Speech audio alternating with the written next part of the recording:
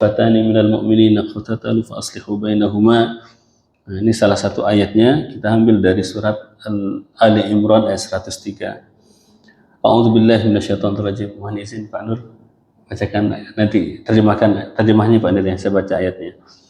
A'udzubillahi minasyaitonir rajim. Wa'tasimu bihablillahi jami'an wa la tafarraqu wadhkuru ni'matallahi 'alaikum id kuntum a'da'an fa'alafa baina qulubikum فأصبحتم بنعمته إخوانا وكنتم على شفا حفرة من النار فأنقذكم منها كذلك يبين الله لكم آياته لعلكم تهتدون. Minta izin Pak Nur, terjemahnya Pak Nur.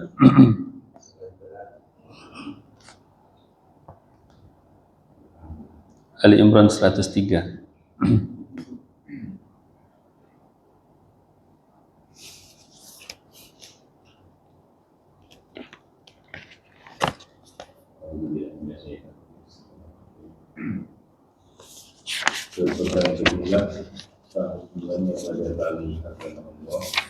Janganlah berberai-berai dan ingatlah nikmat Allah padamu ketika kamu dahulu bermusuhan. Lalu Allah membesarkan hati sehingga dengan karunia-Nya kamu menjadi bersaudara. Ingatlah bila ketika itu kamu berada di kehancuran neraka. Lalu Allah menyelamatkan kamu dari sana. Demikianlah Allah menerangkan ayat-ayatnya kepada agar kamu mengerti. Terima kasih Pak Nur. Sadaqallahul azim wa sadaqa rasuluhul karim wa nahnu ala zalika minasyahidin wa syakirin. Berpegang teguhlah kamu kepada tali Allah semuanya. Artinya semua kita diperintahkan untuk berpegang teguh kepada tali Allah, wala tafarraqu, dan janganlah kalian berfirqah-firqah atau bercerai-berai, berpecah belah.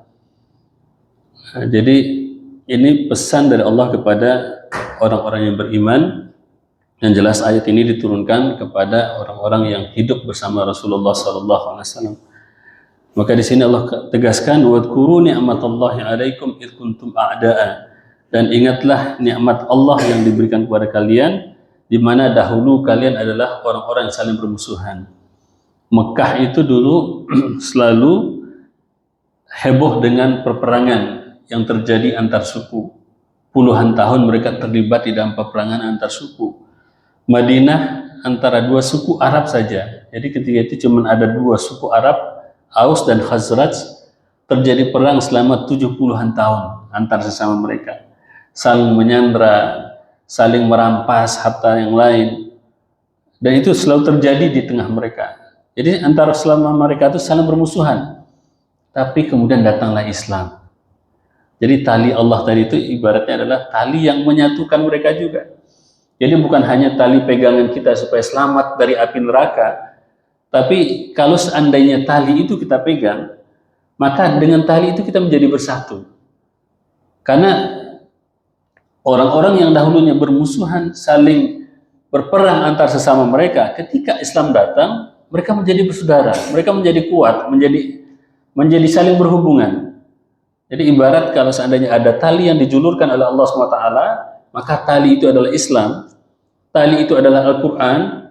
Maka ketika semua berpegang pada tali itu, maka orang-orang yang awalnya bermusuhan, orang-orang yang awalnya bercerai-berai, maka akan bisa bersatu. Dan bukan hanya bersatu saja, akan tetapi dengan tali itu pula mereka akan selamat daripada siksaan api neraka. Maka Allah katakan di sini, fa'allafa baina qulubikum, kemudian Allah satukan hati-hati kalian. Jadi masalahnya pertama itu bukan masalah ideologi. Masalahnya yang utama itu bukan masalah pemikiran, cara pandang atau pendapat. Tapi masalahnya pertama adalah masalah fa'allafa baina qulubikum, hati masalahnya.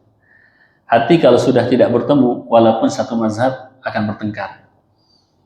Hati kalau sudah tidak bertemu, walaupun satu agama akan saling berperang. Maka di sini salah satu nikmat Allah adalah ketika hati-hati itu disatukan oleh Allah SWT, disatukan yaitu dengan agama. Kemarin saya ada kajian di Serpong, kemudian ditanya, seharusnya kan ketika adanya ilmu itu membuat orang itu bersatu, orang yang bercerai itu bersatu. Harusnya kalau yang harusnya bertengkar itu adalah orang-orang yang sama-sama bodoh kan, harusnya kan begitu. Tapi kenapa kita lihat di dalam kehidupan kita ada sebagian orang semakin dia berilmu semakin bermusuhan dengan yang lain? Ada nggak Pak? Ada ya, banyak ya. Semakin paham dia, semakin dia belajar, semakin besar pemusuhan dia terhadap yang lain, terhadap saudaranya.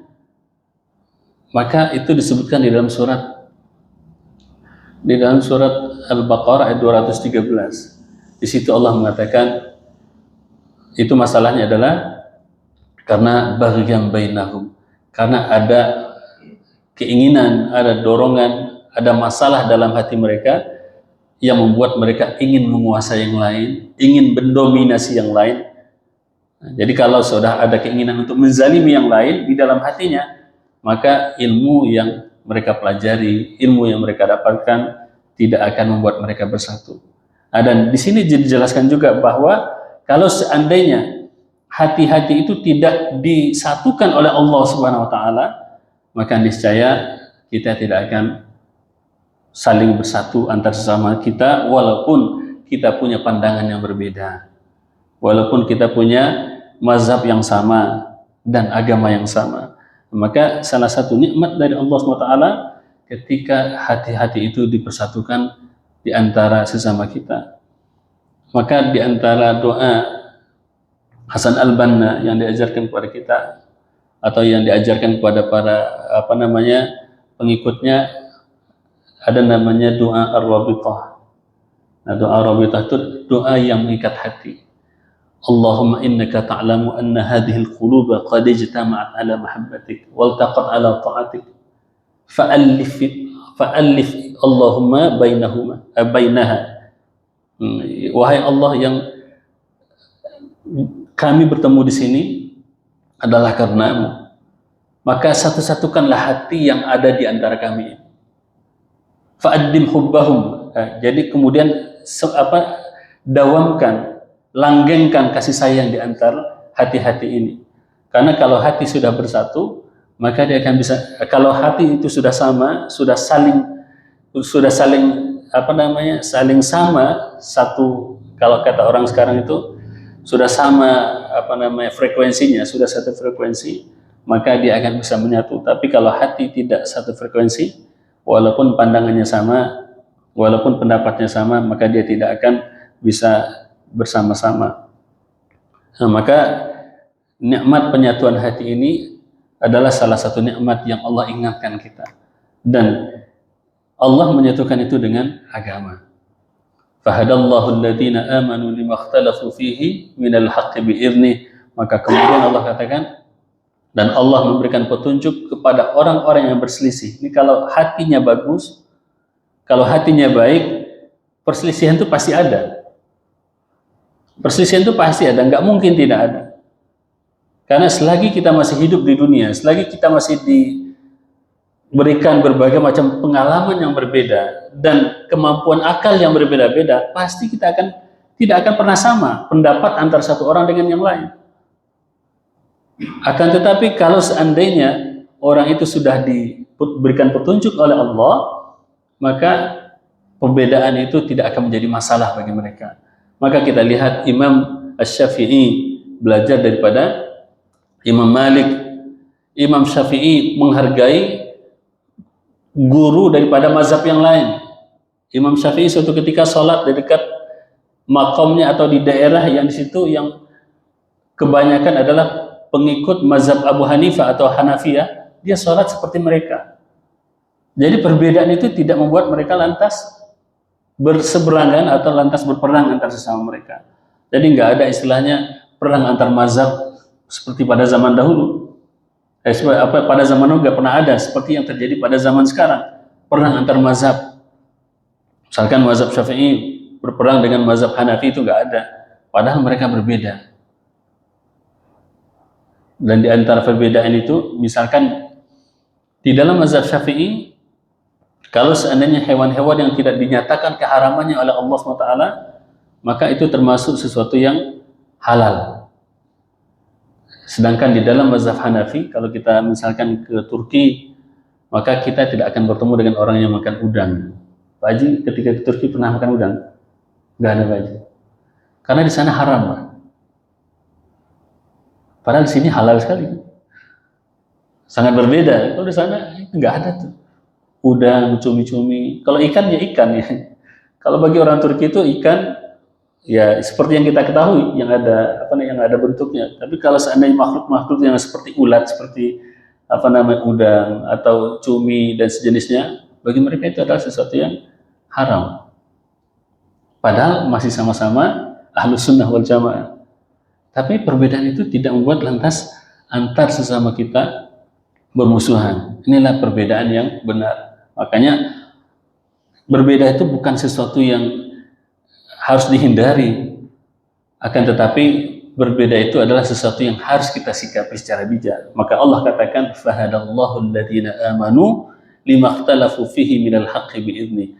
Maka kemudian Allah berikan petunjuk kepada orang-orang yang beriman dalam hal yang mereka berbeda. Allah berikan kepada mereka petunjuknya. Apakah petunjuknya harus mengambil salah satu pendapat? Belum tentu. Nah, sebagai contoh, pada zaman Nabi Muhammad SAW, setelah beliau terlibat di dalam perang Khandaq, perang yang menyatukan seluruh kabilah Arab, datang ke Madinah, dan di situ Allah berikan kemenangan kepada beliau. Dan setelah perang usai, Jibril datang kepada Nabi Muhammad SAW. Yang saat itu Nabi Muhammad sudah santai, sudah sudah menggantungkan pedangnya, sudah membuka baju perangnya. Kemudian Jibril mengatakan, ya Rasulullah, apakah kalian sudah meletakkan pedang kalian? Demi Allah, saat ini malaikat sedang menuju Khaybar. Karena sedang menuju Bani Quraizah. Karena pada saat perang Khandaq itu, Bani Quraizah ini termasuk pihak yang berkhianat kepada Rasulullah SAW. Diam-diam mereka mencoba menjalin komunikasi dengan orang-orang kafir yang mengepung Madinah ketika itu. Akhirnya Allah memerintahkan kaum muslimin untuk memerangi Khaybar yang telah mengkhianati mereka. Akhirnya Rasulullah berpesan kepada para sahabat, la yusalliyanna ahadakumul asra illa fi Bani Quraizah. Janganlah kalian salat asar kecuali di Bani Quraizah. Maka berangkatlah para sahabat dari Madinah ke Bani Quraizah. Kalau perjalanannya saat itu dari zuhur harusnya ditempuh dalam waktu sekitar 3 jam. Harusnya asar sudah sampai, atau sekitar 4 jam.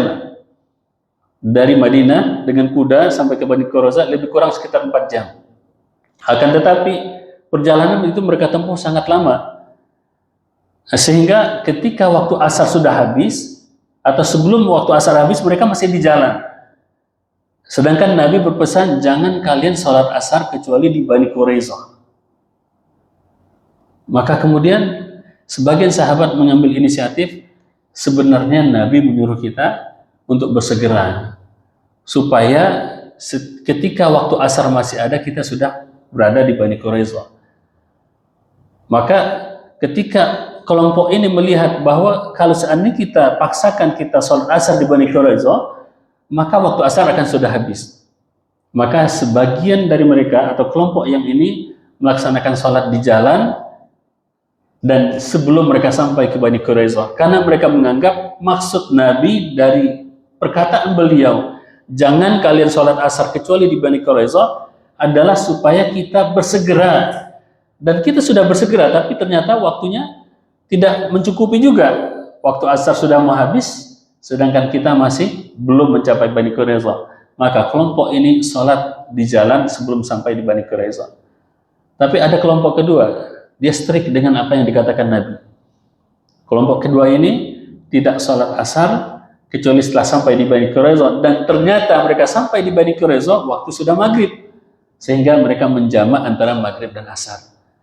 Kemudian hal itu diceritakan kepada Nabi, dan tidak satupun dari kedua kelompok ini yang disalahkan oleh Nabi.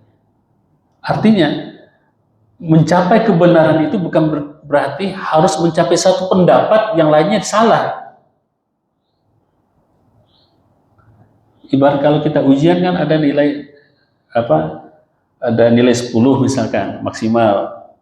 Kemudian ada nilai 9. Kemudian ada nilai 8. Dan begitu juga Allah ketika memerintahkan kita melakukan sesuatu, jangan dianggap bahwa perintah Allah itu hanya satu cara saja atau hanya satu penilaian saja. Kalau tidak nilai ini berarti yang lainnya salah. Ini yang kadang-kadang salah di tengah kita. Ketika menganggap kebenaran itu kan cuma satu. Yang kebenaran yang satu itu adalah Allah. Akan tetapi pelaksanaan perintah Allah, kalau seandainya itu dikatakan kebenaran, dan itu tidak dikatakan sebagai sesuatu yang mutlak bahwa yang diinginkan oleh Allah hanyalah satu nilai saja. Artinya kalau tidak nilai 10 berarti tidak sama sekali. Tidak, bukan demikian. Dan ini terjadi sekarang. Sehingga kalau bukan kelompok dia, berarti salah. Seakan-akan di kelompok lain itu tidak ada kebenaran sama sekali. Nah, dan ini yang salah. Dan dari situlah muncul kenapa sekarang kelompok ini kafir, kelompok ini sesat, kelompok ini, padahal pada zaman dahulu yang namanya firqah ataupun kelompok itu sudah ada. Kita tuh hanya mewarisi apa yang sudah ada pada zaman dahulu. Nah, jadi ini yang harus kita perhatikan. Maka hal itu kembali kepada hati. Kata Allah SWT, fa'allafa baina qulubikum fasbahtum bi ni'matihi ikhwana. Maka jadilah kalian karena Allah menyatukan hati-hati kalian menjadi orang-orang yang bersaudara. Alhamdulillah kita di sini bersaudara, datang dari negeri yang jauh-jauh, dari Sumatera, dari ujung Jawa, dari Sulawesi nggak ada kita di sini. Jadi kurang beragam kita di sini. Misalkan dari timur Indonesia juga banyak. Kita menyatu bertetangga di sini dan kita menjadi saudara. Dan itu adalah nikmat dari Allah SWT. Wa kuntum ala syafa hufratin minan nari fa'anqadhakum minha. Dan dahulu kalian berada di tepi jurang neraka, kemudian Allah selamatkan kalian. Kadzalika yubayyinullahu lakum ayatihi la'allakum tahtadun. Dan demikianlah Allah Subhanahu wa taala menjelaskan kepada kalian ayat-ayatnya agar kalian menjadi orang-orang yang berjalan sesuai dengan petunjuk. Jadi ini terkait dengan ayat yang kita baca dari surat Ali Imran ayat 103. Nah, sekarang kita masuk kepada isu yang sangat berkenaan dengan kita, atau isu yang sangat berkaitan dengan kita saat ini. Syiah. Jadi kesimpulannya Pak Yus, Syiah kafir apa Pak Yus? Kalau Pak Yus? Kalau Syiah kan terbagi tuh ya. Iya Pak Yus. Jadi ada yang benar-benar kafir, Syiah keras gitu. Oke Pak Yus. Ada yang keras, ada yang juga yang masih menghargai orang Sunni. Iya. Proses kesimpulan itu. Jadi kita nggak bisa mencap orang kafir saya berani. Masya Allah. Ini yang saya suka dari Pak Yus nih. Ya, luar biasa Pak Yus.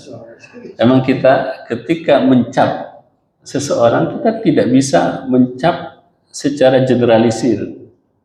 Masalah kafir mengkafirkan itu ada kelompoknya, ada institusinya kalau pada zaman dahulu yang berhak atau yang boleh untuk memfatwakan dia kafir apa bukan. Jadi tidak bisa dicap satu kelompok kafir. Syiah kafir, nggak bisa begitu. Karena Syiah sendiri pun, kalau kita kaji dalam sejarah, Syiah itu bukan barang baru. Jadi Syiah itu secara bahasa, sebenarnya di dalam Al-Quran terdapat kata-kata Syiah. Ada yang positif, ada yang negatif. Yang positif diantaranya, seperti Nabi Ibrahim alaihissalam dikatakan, wa inna min syi'atihi la Ibrahim. Dan di antara Syiahnya Nuh itu adalah Ibrahim. Jadi Syiah itu artinya adalah kelompok ataupun pengikut. Dan di antara pengikut Nabi Nuh adalah Ibrahim alaihissalam. Sama-sama Nabi, sama-sama bertauhid kepada Allah SWT. Ini di dalam surat As-Saffat. Wa inna min syi'atihi la Ibrahim. Dan di antara Syiahnya adalah Ibrahim. Kemudian di dalam surat Al-Qasas Allah juga bercerita tentang Nabi Musa alaihissalam. Ketika Nabi Musa alaihissalam masuk ke dalam kota Mesir ketika itu, atau dalam ibu kota Mesir ketika itu, dia masuk dan bertemu dengan dua orang yang saling berkelahi. Dua orang yang sedang berkelahi, hadza min syi'atihi wa hadza min aduwi. Satu orang adalah bagian daripada Syiahnya atau kelompoknya yaitu Bani Israel, dan yang kedua lawannya adalah dari kelompok musuhnya yaitu dari Fir'aun atau dari keluarga atau pengikut Fir'aun. Allah juga menyebut orang ini sebagai Syiahnya Nabi Musa alaihissalam. Jadi kata Syiah itu ada dalam Al-Quran. Ini untuk yang positif, misalkan untuk menggambarkan tentang kelompoknya Nabi Musa alaihissalam, dan juga untuk menggambarkan tentang hubungan antara Nabi Ibrahim dengan Nabi Nuh alaihissalam. Di dalam surat Al-An'am Allah juga menjelaskan orang-orang yang menjadikan agamanya berkelompok-kelompok. Innal ladzina farraqu dinahum wa kanu syi'an lasta minhum fi syai'in innama amruhu ila Allah thumma yunabbi'uhum bima kanu ya'malun. Dan sesungguhnya orang-orang yang menjadikan agama mereka berpecah-pecah, wa kanu syi'an, dan mereka menjadi berkelompok-kelompok, lasta minhum fi syai', dan engkau wahai Muhammad, wahai Rasulullah, tidaklah menjadi bagian daripada kelompok yang berpecah-pecah itu sedikit pun. Jadi kalau kita menjadikan agama ini menjadi kelompok-kelompok, tidak lagi satu sebagai ummatan wahidah, maka Nabi Muhammad tidak lagi menjadi bagian dari kelompok itu. Sesuai dengan zahir ayat ini. Namun, Bapak dan Ibu yang dirahmati Allah SWT, yang perlu kita renungkan, perlu kita garis bawahi, ketika misalkan Nabi SAW, sebagaimana dalam zahir ayat ini, dikatakan tidaklah menjadi bagian daripada mereka, apakah kita boleh untuk mengatakan bahwa mereka telah keluar daripada Islam? Nah, maka mengatakan boleh atau tidak boleh ini ada kaedahnya.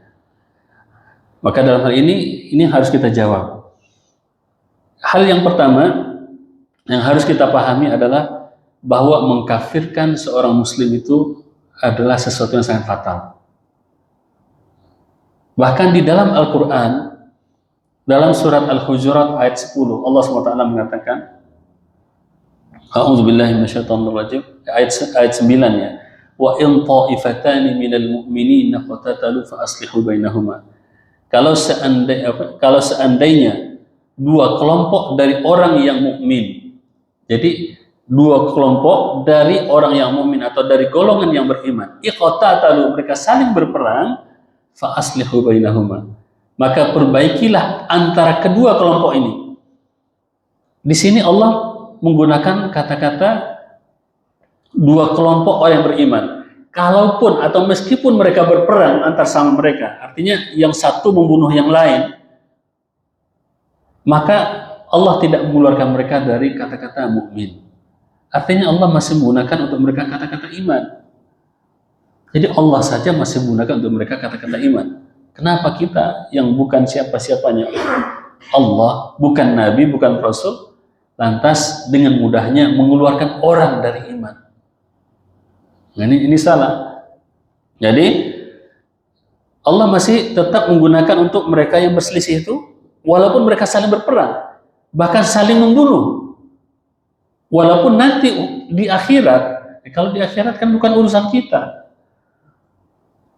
Kalau di akhirat nanti ada hadisnya bahwa kalau seandainya dua orang yang beriman, dua orang muslim saling membawa pedang, maka al-qatil wal maqtul finnar. Kalau seandainya ada dua orang yang berkelahi, kemudian mereka saling ingin berbunuhan, yang satu ingin membunuh yang kedua, dan yang kedua juga demikian, ingin bunuh yang pertama. Idzal taqal muslimani bisayfayhuma fal qatil wal maqtul finnar, kata Nabi. Apabila dua orang dari orang muslim, keduanya muslim, mereka bertemu dengan pedang masing-masing, maka kata Rasulullah SAW, orang yang dibunuh dan orang yang membunuh sama-sama masuk ke dalam neraka. Itu urusan akhirat, tapi bukan urusan kita. Artinya urusan nanti dia masuk neraka itu sudah ada dalilnya, dan itu menjadi hak prerogatifnya Allah, dan Nabi mengatakan keduanya masuk neraka. Tapi apakah urusan nanti mereka kekal dalam neraka atau tidak, itu hisabnya ada pada Allah SWT. Akan tetapi di dunia tidak ada yang berhak mengatakan bahwa muslim yang satu yang membunuh adalah kafir dan yang muslim terbunuh adalah tidak kafir. Tidak bisa. Nabi mengatakan kedua mereka masih disebut sebagai muslim.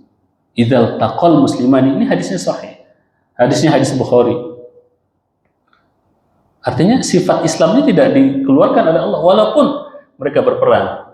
Maka ini dalam ayat yang kita bacakan dalam surat Al-Hujurat ayat 9, Allah katakan kalau seandainya dua kelompok orang beriman saling berperang, saling membunuh, maka perbaiki urusan antar sama mereka.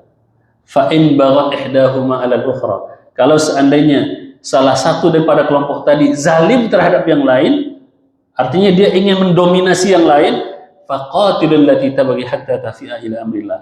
Maka perangi kelompok yang zalim tadi sampai kelompok ini kembali kepada jalan Allah, sampai dia kembali ke jalan yang lurus.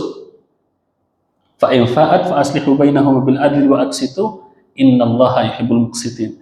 Kalau seandainya kelompok yang zalim tadi sudah kembali ke jalan yang benar, maka baguskan hubungan antara mereka dengan adil, karena sesungguhnya Allah mencintai orang-orang yang berlaku adil.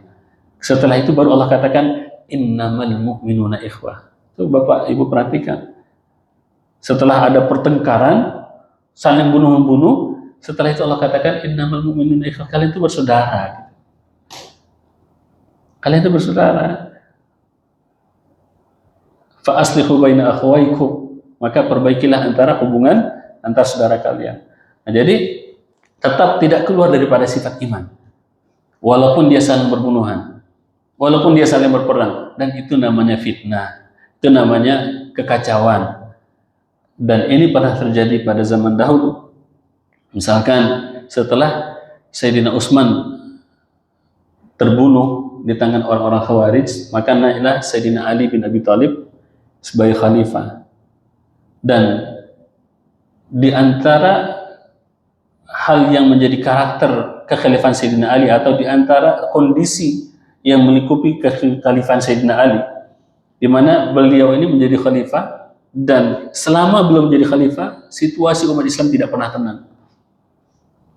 Itu diawali dari terbunuhnya Sayyidina Utsman bin Affan. Karena beliau tidak sempat untuk berjihad keluar negeri Islam. Kenapa? Karena pada zaman Sayyidina Ali, beliau lebih disibukkan dengan pemberontakan, dengan perang yang terjadi antar sesama umat Islam. Karena pembunuhan terhadap Sayyidina Utsman bin Affan menjadi bumerang di tengah kaum muslimin ketika itu. Karena yang membunuh Sayyidina Utsman ini berkelompok dan mereka merapat kepada pasukan Sayyidina Ali. Dan mereka justru yang menguasai kepemimpinan pasukan di barisan Sayyidina Ali. Nah, sedangkan kelompok yang lain, baik dari yang ada di barisan Siti Aisyah radhiyallahu anha ataupun Muawiyah, mereka berupaya untuk menegakkan keadilan terhadap orang yang sudah membunuh Sayyidina Utsman. Mereka ingin menegakkan kisos. Artinya yang membunuh maka harus dibunuh terhadap para pembunuh Sayyidina Utsman. Maka gara-gara itu perbedaan pendapat ini terjadilah perang antara Sayyidina Ali dan pasukannya dengan rombongan dan pasukan Siti Aisyah, Zubair bin Awam dan Talha bin Ubaidillah di dalam perang Jamal. Itu pada tahun kedua kekhalifahan Sayyidina Ali, pada tahun 36 Hijriah. Dia jadi khalifah pada tahun ke-5 Hijriah. Pada tahun 36 terjadi perang Jamal. Antara siapa? Antara umat Islam dengan umat Islam. Apakah salah satu dari mereka kafir? Tidak. Gak mungkin kita. Siapa mau kita kafirkan kalau begitu? Barisan Sayyidina Ali, di situ pemimpinnya adalah Ali bin Abi Thalib. Atau yang kelompok yang kedua, di situ pimpinannya adalah Zubair bin Awwam, Talha bin Ubaidillah dan Ummul Mukminin Aisyah. Siapa yang akan dikafirkan? Mereka tidak ada yang kafir, tapi mereka semua beriman, tapi mereka sedang diuji oleh Allah SWT dengan sebuah pertikaian. Sampai akhirnya selesai perang, Siti Aisyah dikembalikan oleh Sayyidina Ali ke Madinah dalam kondisi dimuliakan.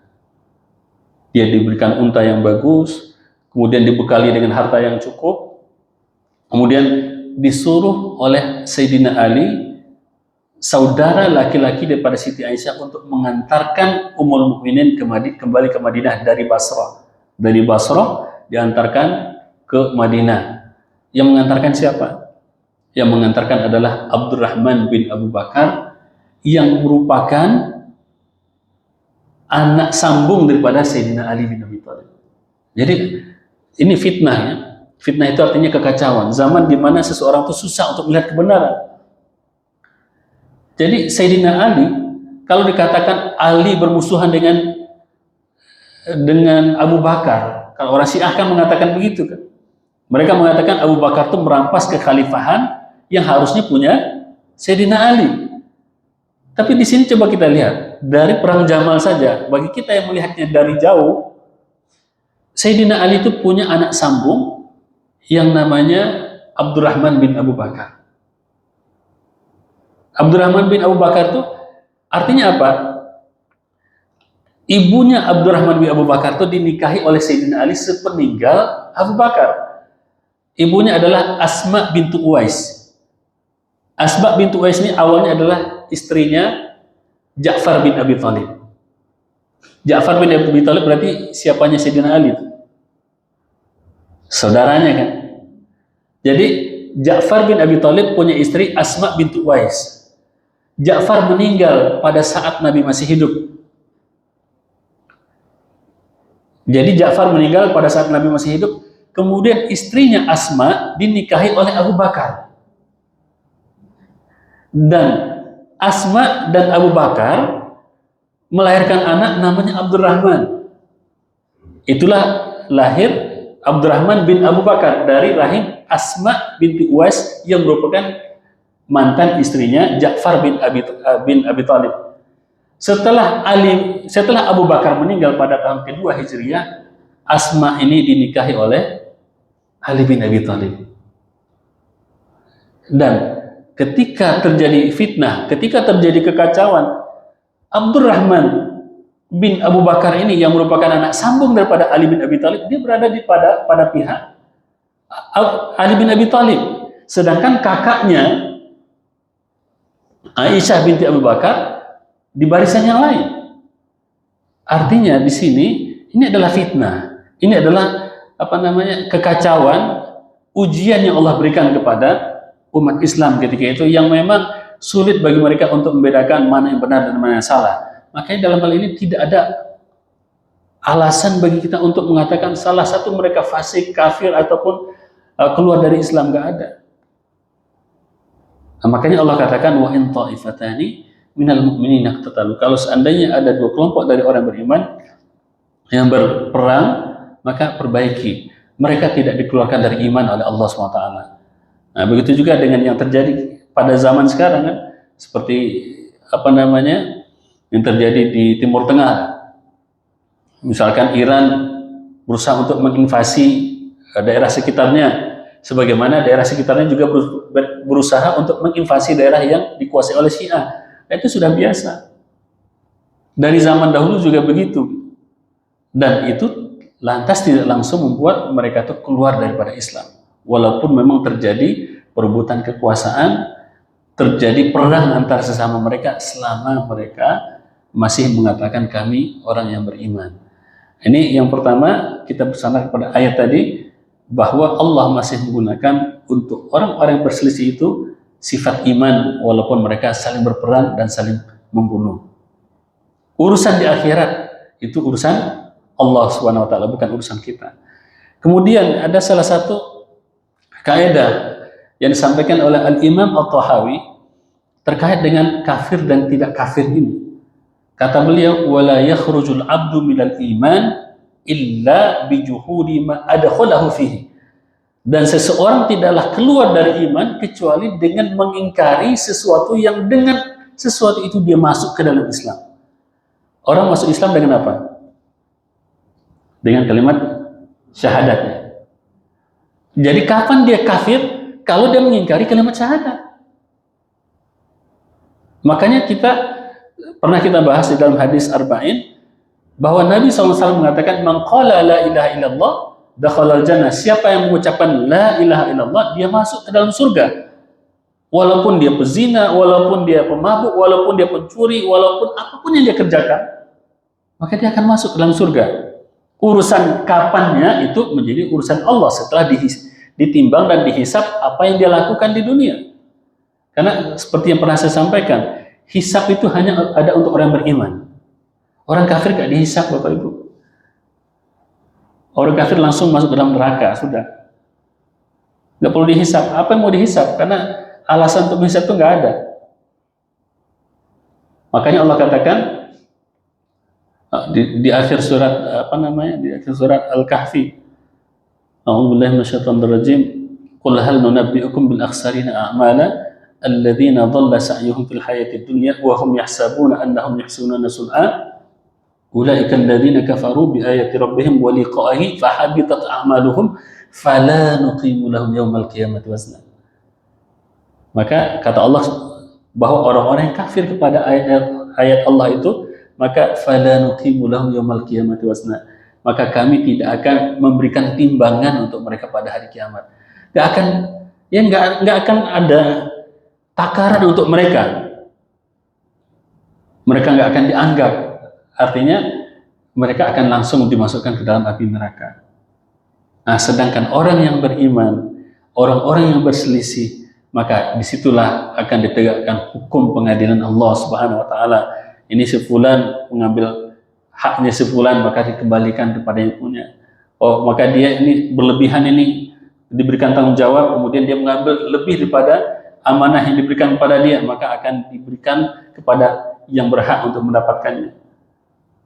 Jadi setiap kezaliman nanti akan dihisap oleh Allah SWT, kecuali kezaliman orang kafir, karena bagi Allah orang kafir itu sudah tidak ada lagi timbangannya di akhirat. Jadi tidak perlu ditimbang lagi, sudah masuk ke dalam neraka.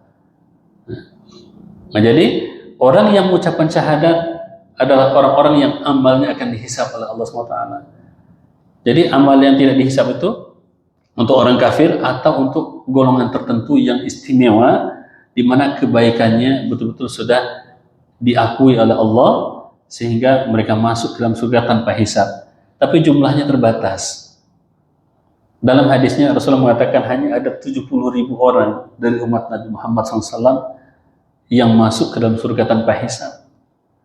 Makanya kita yang tahu diri kita nggak usah banyak berharap, cukup saja kita berdoa supaya hisab kita diringankan aja. Kalau mau tanpa hisab kita kayaknya berdoa sesuatu yang mustahil ya. Ya wajib. Mustahil kayaknya. Tapi yang kita harapkan adalah hisab kita diringankan oleh Allah Subhanahu wa Ta'ala. Privilege. Itu udah privilege itu bagi kita. Tapi kalau seandainya 70.000 orang itu memang ya mereka dari awal tuh sudah menghisab sehingga ketika pulang tuh kosong gitu. Kalau kita warisan banyak, harta masih banyak, amalan hutang-hutang juga masih ada. Kemudian amalan-amalan kita juga masih banyak yang belum tuntas. Habis itu kita mau masuk ke dalam surga tanpa hisab. Ya, saya tidak ingin mencemooh, tapi kayaknya kita terlalu percaya diri kalau begitu. Nah, makanya yang kita minta adalah diringankan hisab kita. Itu ada di dalam surat Al-Insyiqaq itu. Nah, dalam amma man utiya kitabahu biyaminihi fasawfa yuhasabu hisaban hisaban yasira. Dan siapa yang diberikan catatan amalnya dengan tangan kanannya, maka dia akan dihisab dengan hisab yang yasira, hisab yang ringan. Jadi dilihat kalau kita misalkan kalau kita punya orang dalam, biasanya udah formalitas aja. Nah, kita maunya begitu. Ya, karena kalau untuk tanpa hisab kita malu, sama anak Gaza aja kita malu, sama orang Iran kita malu. Nah, kita bergelimang harta, bergelimang dengan kenikmatan yang tidak kita syukuri secara sempurna, kemudian kita minta tanpa hisab, ya malu kita. Maka yang kita minta adalah hisablah kami dengan hisab yang yasir, formalitas aja ya Allah, supaya nampak keadilan Allah bahwa semua hambanya dihisab oleh Allah, maka hisablah kami, tapi tutup mata lah ya Allah. Jadi dia lihat buku kita, wah ini aman. Dan itu terjadi. Karena di dalam sebuah hadis Rasulullah SAW mengatakan, nanti pada hari kiamat Allah akan berbisik kepada sebagian hamba sambil Allah menunjukkan. Jadi nggak usah bayangkan Allah seperti manusia. Jadi penggambarannya, Allah akan menampakkan kepada seseorang, wahai fulan, kamu ingat nggak ketika kamu melakukan ini dan itu? Ditunjukkan sebagian daripada catatan amalnya yang sudah dimaafkan oleh Allah SWT. Dilihatkan oleh Allah kepada hamba ini, maka kemudian hamba ini langsung ketakutan. Iya ya Allah, saya ingat, kata dia, dan kemudian Allah mengatakan, tenang saja, saya sudah memaafkannya untuk kamu. Jadi ya itu yang bisa kita harapkan, rahmat Allah. Maka kalau kita minta kepada Allah, minta hisab kita dengan rahmatnya. Jangan minta hisab kita dengan keadilannya. Kalau keadilan Allah, satu pun gak akan ada yang luput. Maka kita minta dihisab dengan rahmatnya Allah SWT. Makanya Nabi juga mengatakan kan, bahwa kita nggak akan masuk surga dengan amalan kita. Kalau amalan kita dihitung nggak akan sampai, nggak akan masuk kita ke dalam surga. Mungkin ya 10 tahun sebelum surga mungkin nggak sampai kita. Tapi kalau kita minta dimasukkan ke dalam surga dengan rahmatnya Allah, maka tidak ada yang bisa mencegah orang yang telah dirahmati oleh Allah Subhanahu wa Ta'ala. Nah, jadi ini kembali kepada kaidah yang disampaikan oleh Al-Imam At-Tahawi, tidaklah seseorang itu keluar dari iman kecuali dengan mengingkari perkara yang dengan dia masuk ke dalam iman. Artinya seseorang tidak keluar daripada Islam kecuali dengan mengingkari la ilaha illallah Muhammadur Rasulullah. Sekarang pertanyaannya, apakah orang Syiah itu mengingkari la ilaha illallah? Mohon maaf Bapak Ibu, sekarang ini yang paling lantang mengucapkan la ilaha illallah adalah orang Syiah. Satu-satunya, atau ya ada Pakistan, negara yang menggunakan kata Islam di dalam nama negaranya, Republik Islam Iran. Mereka punya pilihan. Apakah mereka dengan begitu kita akan kafirkan? Dia mengatakan dia Islam, habis itu kita kafirkan. Nah, ini salahnya. Jadi ini harus kita jadikan renungan di dalam kehidupan kita. Apakah ketika saya katakan begini bahwa semua Syiah itu sama? Enggak. Sama seperti kita. Di tengah orang Syiah ada yang kafir, ada yang beriman. Di tengah kita juga begitu. Ada yang kalau disesuaikan dengan standar keimanan, maka di tengah kita sendiri juga banyak yang kafir, banyak yang beriman, banyak yang munafik. Di tengah orang Syiah juga demikian. Jadi tengah mereka juga sama. Jadi mereka tidak sama. Ada yang kalau secara pemahaman ada yang dekat dengan Ahlus Sunnah. Ada namanya Syiah Az-Zaidiyah yang kebanyakan saat ini tinggal di Yaman. Itu mereka dekat dengan Ahlus Sunnah. Mereka dekat dengan kita. Mereka mengakui kekhalifahannya Abu Bakar. Walaupun mereka memandang bahwa Ali bin Abi Thalib sebenarnya lebih layak untuk menjadi khalifah pengganti Rasulullah menurut mereka. Akan tetapi mereka tidak mengingkari kekhalifahan Abu Bakar, mereka tidak mencela para sahabat, mereka tidak mengkafirkan sahabat, mereka tidak mereka tidak mengatakan bahwa para sahabat telah murtad karena mereka memerangi Sayyidina Ali, enggak. Atau karena mereka tidak memberikan kekhalifahan kepada Sayyidina Ali, bukan, mereka tidak seperti itu. Jadi Syiah Zaidiyah ini banyak di Yaman saat ini. Sedangkan Syiah yang lain, Syiah Isna Asyriyah, itu juga adalah Syiah yang menjadi pengikutnya keturunan Sayyidina Ali dari keturunan Ja'far As-Sadiq. Mereka asalnya itu adalah Syiah Ja'fariyah. Namanya Syiah Ja'fariyah, di mana kelompok Isna Asyriyah ini meyakini bahwa di tengah umat Islam ada 12 imam yang menjadi pemimpin umat ini yang semuanya adalah keturunan Ali bin Abi Thalib. Keturunan daripada Ali dan Fatimah. Dan itu yang banyak berkembang sekarang, dan itu yang berkembang di Iran. Nah, itu yang berkembang di Iran, Syiah Isna Asyriyah. Dan apakah mereka kafir? Selama mereka mengucapkan la ilaha illallah, maka tidak bisa kita untuk mengkafirkan mereka. Di dalam masalah tata cara sholat atau tentang masalah hal-hal yang sifatnya praktek-praktek agama, memang banyak di antara kita yang berbeda dengan mereka. Nah, contohnya misalkan kelompok Syiah ini, terutama Syiah Isna Asyariyah, mereka berpandangan secara fikih kalau seandainya seseorang itu sholat, maka jidat dia itu harus menyentuh tanah. Dan lucunya kemarin ada di Madinah seorang perempuan melihat ada orang Syiah yang sholat di samping dia di Raudhah, di samping makam Rasulullah SAW. Kemudian perempuan yang mengaku Sunni ini ketika melihat itu tidak tahan dia.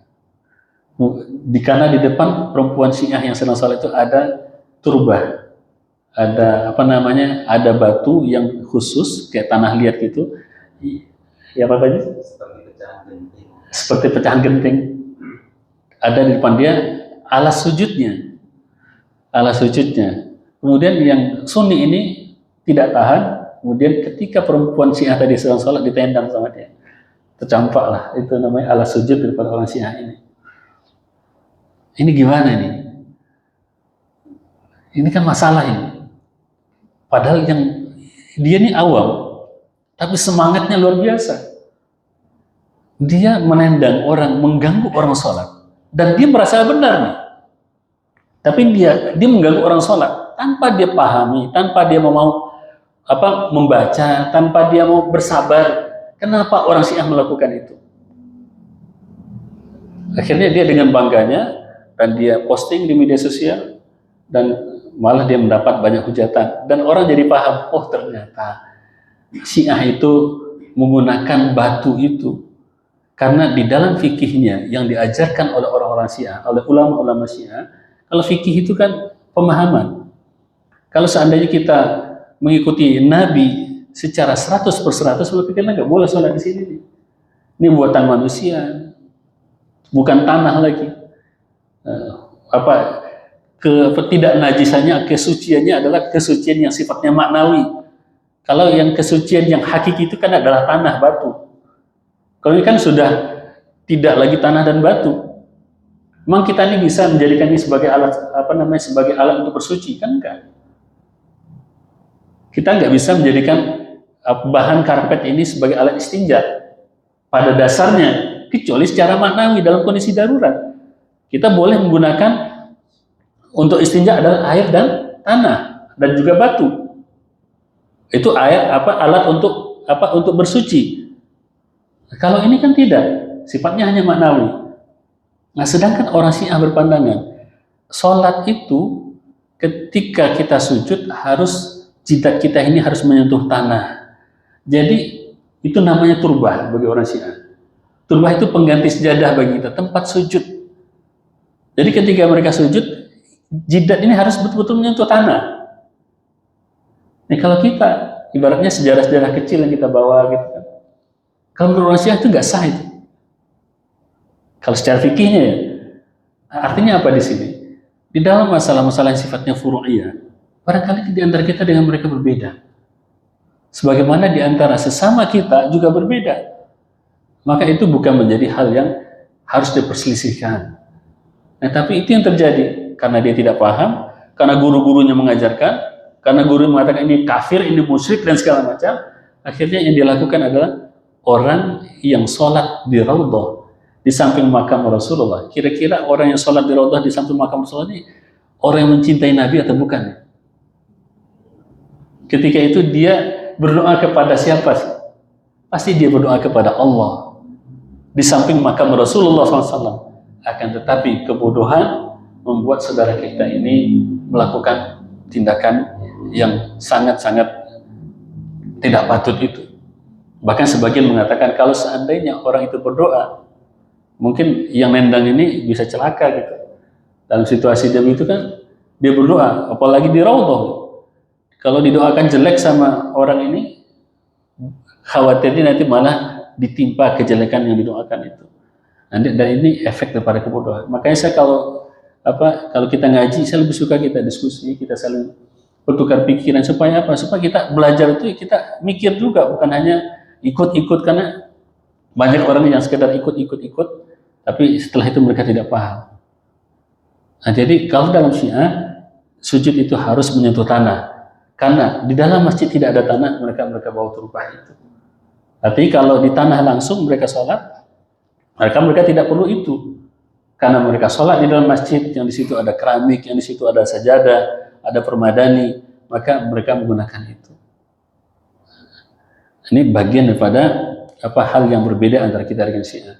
Dan itu tidaklah sesuatu yang membuat kita harus mengeluarkan mereka daripada Islam. Perbedaan seperti itu. Apalagi sebagaimana dalam kaedahnya mereka tidak mengingkari kalimat La ilaha illallah dan Muhammad Rasulullah. Dan terakhir Bapak dan Ibu rahmatullah SWT, ada dua hal yang saya ambil. Ini sudah lama sekali saya baca dan ini sangat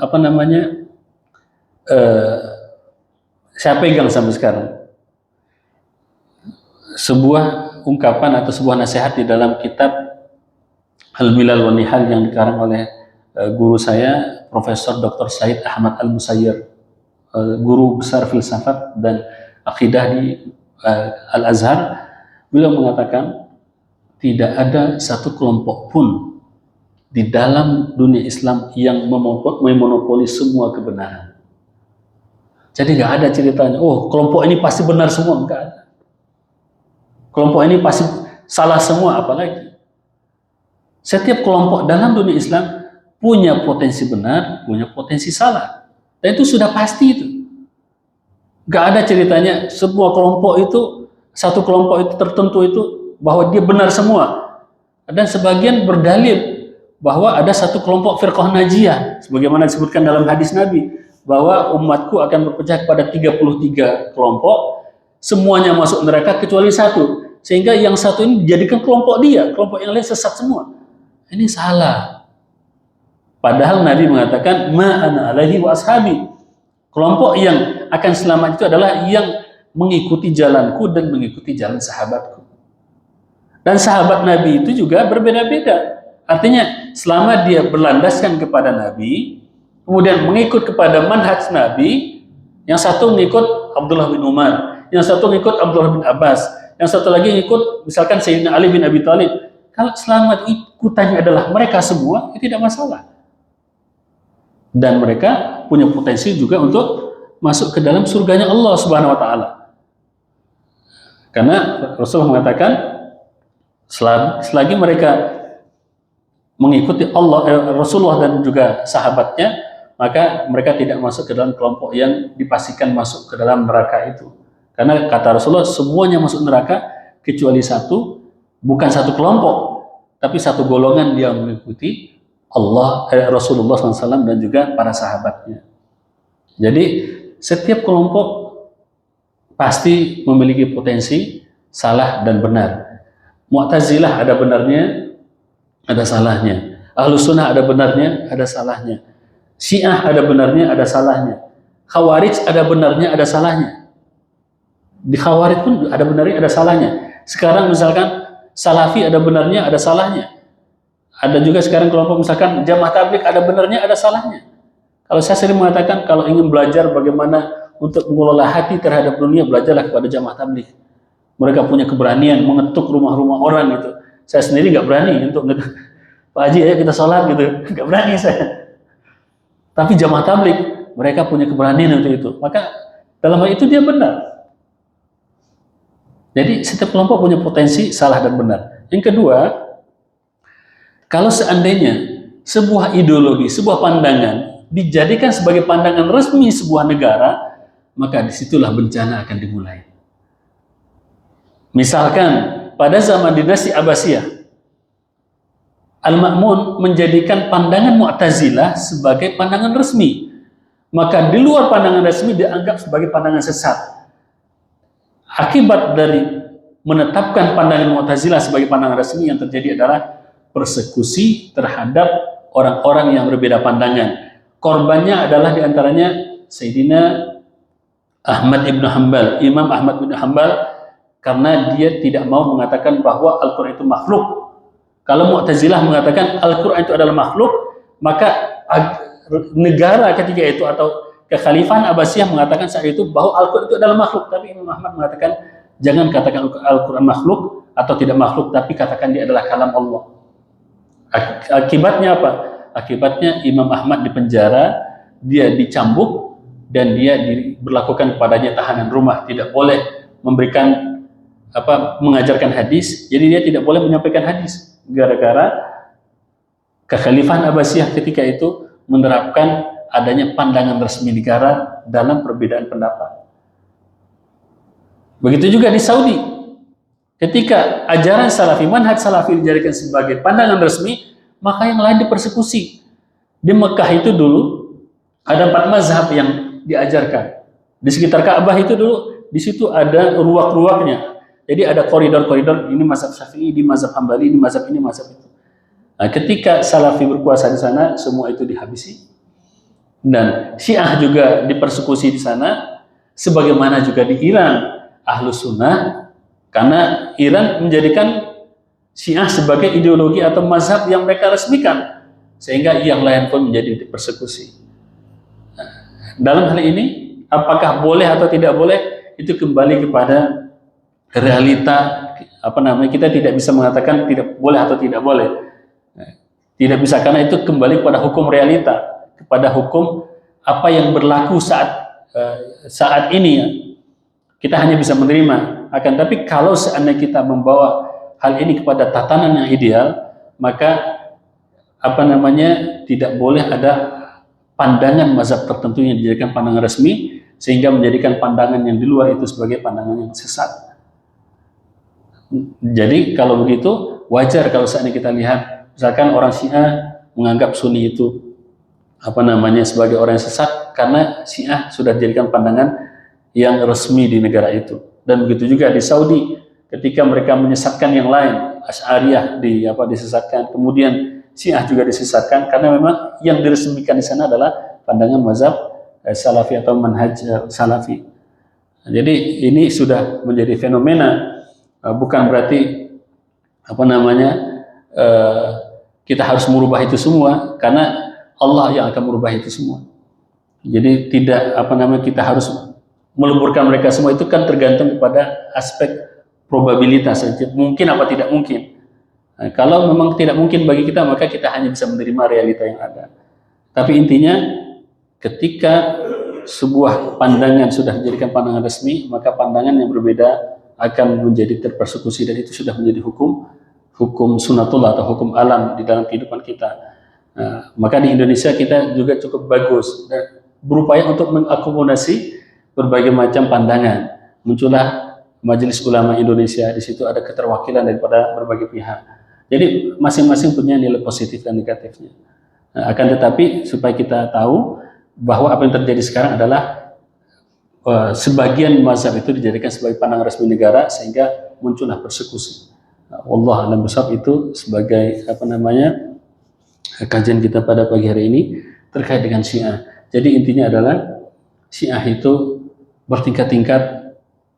Dia juga adalah bagian daripada umat Rasulullah SAW, Muslim, apalagi dia senantiasa mengatakan dia adalah umat Rasulullah, masa kita keluarkan. Nah, orang munafik saja tidak dikeluarkan dari Islam, masa orang yang berjuang untuk Islam. Dan saya melihat, dan semua kita melihat saat ini yang berani melawan Zionis dan Amerika hanya Islam Iran saja, yang lain tidak berani. Yang lain malah menjadi kacungnya Amerika. Nah, mungkin juga negara kita, saya juga nggak tahu, kata orang gitu. Kata orang gitu. Saya juga nggak tahu. Tapi barangkali demikian dari saya. Kalau ada yang ingin kita diskusikan, silakan. Allah a'lam bishawab. Ya Pak Ji.